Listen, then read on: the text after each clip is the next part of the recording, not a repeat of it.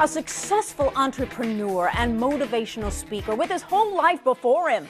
He was found shot in the face with 27 stab wounds and a slit throat inside his luxury 5-bedroom home. The prime suspect? His jilted lover. And tonight, she changes her story, now insisting I had to do it in self-defense.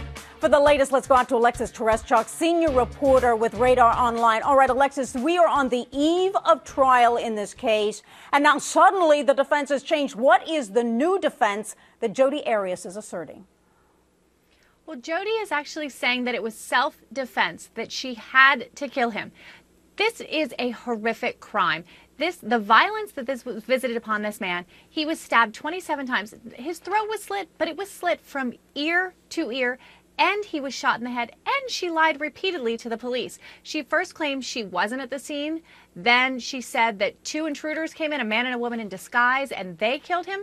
And then she finally admitted she did it. But now she's saying it's self-defense. She's facing the death penalty if she's convicted of murdering him. All right. So David Lohr, senior crime reporter of the Huffington Post, joining us tonight. So this new defense is self-defense. I had to do it. I was in imminent fear of death and serious bodily injury from Travis Alexander, someone that I cared so much about, and I had to kill him. What was the first defense? And she said it herself in an interview, right? That's correct, Nancy. Well, in the very beginning, when she was first questioned by police, she said, well, I wasn't even there. I hadn't seen him for several months. Then once they were able to place her at the scene, using DNA and other evidence, she says, well, yeah, I was there, but there was these 2 intruders that barged in. It was a home invasion. They shot him. They went to shoot me, but the gun misfired, so I was able to get up and run away. Well, now she's changed her story again, this time saying that he was supposedly abusive to her.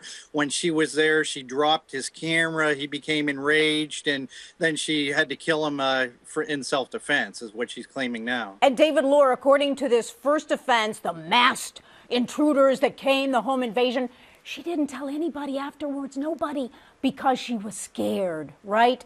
To Joe Gomez, news director, KTRH Radio, joining us tonight out of Houston on a very serious note, because this is a death penalty case.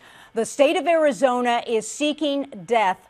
What was the condition of the body of Travis Alexander when it was found? It was horrifically disfigured, Jane. My goodness, I mean, the throat was slit from ear to ear. 27 stab wounds on this man's body, including Gene, a stab wound directly into his heart and a shot to the face. Presumably, he must have been shot to the face. He survived the shot to the face, and then he was stabbed 27 times, Gene. Blood all over the bedroom, blood all over the bathroom. Of course, it was discovered on the floor of the shower. Horrific, horrific crime. To Andrew Scott, former chief of police of Boca Raton, Florida, now president of AJS Consulting. You know, when you look at the affirmative defense of self-defense, the defendant is admitting that she did it. She's admitting that she stabbed him 27 times, admitting slit his throat. But you know what, Andrew, let's say it what it is. She attempted to decapitate him. That's what she attempted to do. She attempted to assassinate him with 1 bullet to the head, but it didn't work. This defense isn't going to work. No, absolutely not. The physical evidence is too telltale, and it's totally opposite of what she's claiming has occurred. And when you have multiple stab wounds, a slit throat, and then a gunshot to the head, clearly this was not an issue of defense. It was an aggressive stance taken by the individual, and clearly the self-defense rule is going to be a hard type of defense they're going to have to contend with. I don't believe it was. And to Peter Odom, defense attorney joining us out of Washington, D.C., let's look at self-defense, because it's very much in the law and many times, and the defense is asserting that she was in fear for her life in this circumstance. Right. Remember, Gene, that the defendant doesn't have to prove that she acted in self-defense. The state has to prove that she didn't.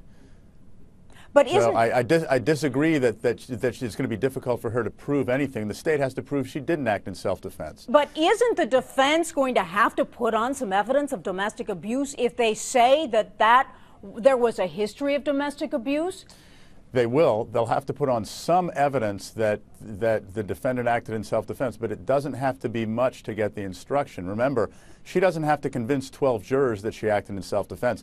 She only has to demonstrate reasonable doubt in one juror's mind.